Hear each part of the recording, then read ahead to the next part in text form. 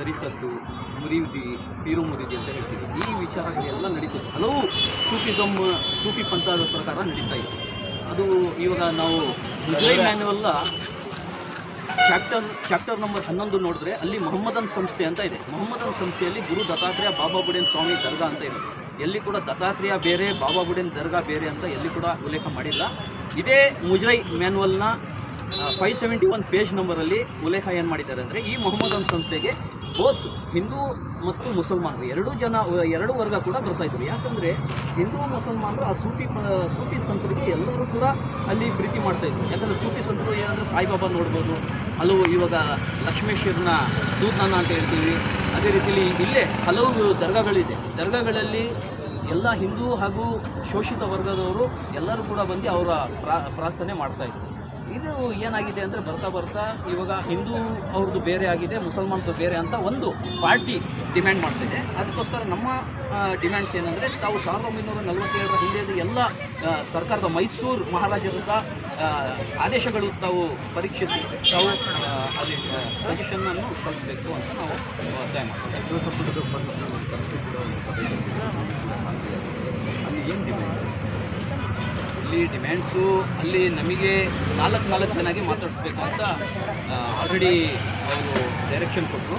ಅದರಲ್ಲಿ ನಮ್ಮ ಕಡೆಯವರು 4 ಜನ ಮಾತಾಡೋರು, ಅಲ್ಲಿ ಒಂದು 7-8 ಜನ ಮಾತಾಡೋರು. ಯಾಕಂದರೆ 2 ಜನ ಸ್ವಾಮಿಗಳಿಗೆ ಅವಕಾಶ ಮಾಡಿಕೊಟ್ರು. ನಂತರ ಒಂದು ನಮ್ಮ 2 ಶಾಸಕರು, ಅದೇ ಮತ್ತು CT ರವಿ ಅವರು MLC ಕೂಡ ಇದ್ದರು, ಅವರು 3 ಜನ ಮಾತಾಡಿದ್ರು. ಮತ್ತು 4 ಅವ್ರ ಥರ ಮಾತಾಡಿದ್ರು. ಅಲ್ಲಿ ಅವ್ರು ಏನು ಹೇಳ್ತಿದ್ದಾರೆ ಅಂದರೆ, ದತ್ತಾಪೀಠ ಬೇರೆ, ಬಾಬಾ ಬುಡೇನ್ ಬೇರೆ ಅಂತ ಇವರು ಹೊಸ ವಿಚಾರವನ್ನು ಇಟ್ಟಿದ್ದಾರೆ. ಅದಕ್ಕೋಸ್ಕರ ನಾವೇನು ಹೇಳ್ತಿದ್ದೀವಿ, ಮುಜೈ ಮ್ಯಾನ್ಯುವಲ್ನ, ಇದು ಮುಜೈ ಇಲಾಖೆಯಲ್ಲಿ ಇರೋದಲ್ಲ, ಮುಜೈ ಮ್ಯಾನ್ಯುವಲ್ನ ಚಾಪ್ಟರ್ ನಂಬರ್ 11 ನೋಡಿ.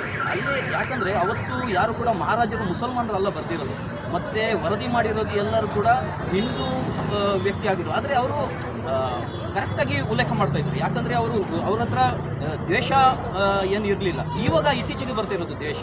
ಅದಕ್ಕೋಸ್ಕರ ಅವರು ಏನಿತ್ತು ಆಲ್ರೆಡಿ ಅದೇ ರೀತಿಯಲ್ಲಿ ಮೆನ್ಷನ್ ಮಾಡಿದ್ದಾರೆ. ಅದೇ ರೀತಿಯಲ್ಲಿ ಬ್ರಿಟಿಷ್ ಅವರು ಕೂಡ ಯಾವ ರೀತಿಯಲ್ಲಿತ್ತು ಅಂತ ಅದು ಕರೆಕ್ಟಾಗಿ ಮೆನ್ಷನ್ ಮಾಡಿದ್ದಾರೆ. ಇದು ಮೊಹಮ್ಮದನ್ ಸಂಸ್ಥೆ ಆಗಿದೆ.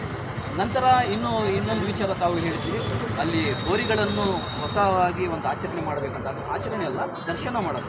ಅಲ್ಲಿ ನಮ್ಮ ಪೂರ್ವಜರ ಗೋರಿಗಳಿದೆ ಹಲವು. ಯಾಕಂದರೆ ಎಷ್ಟೋ ಶಾಖಾದ್ರಿಗಳದ್ದು ಗೋರಿಗಳಿದೆ.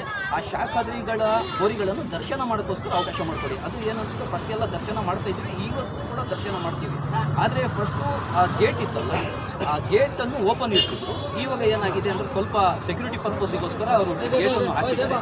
ಆ ಗೇಟನ್ನು ಓಪನ್ ಮಾಡಿಕೊಟ್ರೆ ನಾವು ಒಳಗಡೆ ಹೋಗಿ ಒಂದು ದರ್ಶನ ಮಾಡ್ತಾ ಬರ್ತೀವಿ ಅಂತ ನಾವು ನಿಮ್ಮ ಮೂಲಕ ನಾವು ಸರ್. ಇನ್ನೊಂದು ಸರ್, ಎಷ್ಟು ದಿವಸ ಗೋರಿಗಳಲ್ಲಿ ಯಾವುದೇ ಬಾಡಿ ಇಲ್ಲ ಆಗ್ತಾ ಇತ್ತು. ಈಗ ಮೊದಲನೇ ಪ್ರೆಸಿಡೆಂಟಲ್ಲಿ ವಿಶ್ವ ಹಿಂದೂ ಸಂಘಟನೆ ಯಾವುದೇ ಹೇಳ್ತಿರೋದಿಲ್ಲ, ಹಿಂದೂಗಳು ನಮ್ಮ ಜೊತೆ ತಾವು ಬಂದರೆ ಅಲ್ಲಿ ಫಾರ್ಸಿಯಲ್ಲಿ, ಉರ್ದುವಲ್ಲಿ ಹೆಸರುಗಳು ಬರ್ತಿದೆ. ನಮ್ಮ ಮುತ್ತಜ್ಜದ ಹೆಸರು ಸೈಯದ್ ಹುಸೇನ್ ಶಾ ಖಾದ್ರಿ ಅಂತ ಬರ್ತಿದೆ. ಬೇಕಂದ್ರೆ ನಾವು ಫೋಟೋ ಕಳಿಸ್ತೀವಿ, ಅದು ಹಳೆ ಫೋಟೋ ನಮ್ಮ ಹತ್ರ ಇದೆ.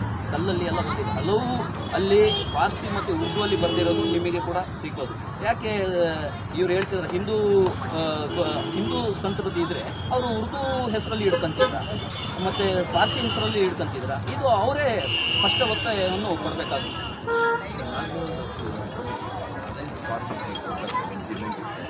ಹೌದು, ಅದರಲ್ಲಿ ನಾಗಮೋಹನ್ ದಾಸು ವರದಿಯಲ್ಲಿ ಹಲವು ಹಳೆ ವಿಚಾರಗಳನ್ನು ಮತ್ತು ಮಹಾರಾಜ ಕಾಲದ ಎಲ್ಲ ಡಾಕ್ಯುಮೆಂಟ್ಸನ್ನು ಎಲ್ಲ ಪರೀಕ್ಷಿಸಿ ಅವರು ಒಂದು ವರದಿಯನ್ನು ನೀಡಿದ್ದಾರೆ. ಅದರಲ್ಲಿ ಏನಾದರೂ ಚೇಂಜಸ್ ಇದ್ದರೆ ಅವರು ಚೇಂಜಸ್ ಮಾಡಿ ಈ ಸರ್ಕಾರ ಕೂಡ ಕೊಡ್ಬೋದು. ಸೈಯದ್ ಫಕ್ರುದ್ದೀನ್ ಶಾ.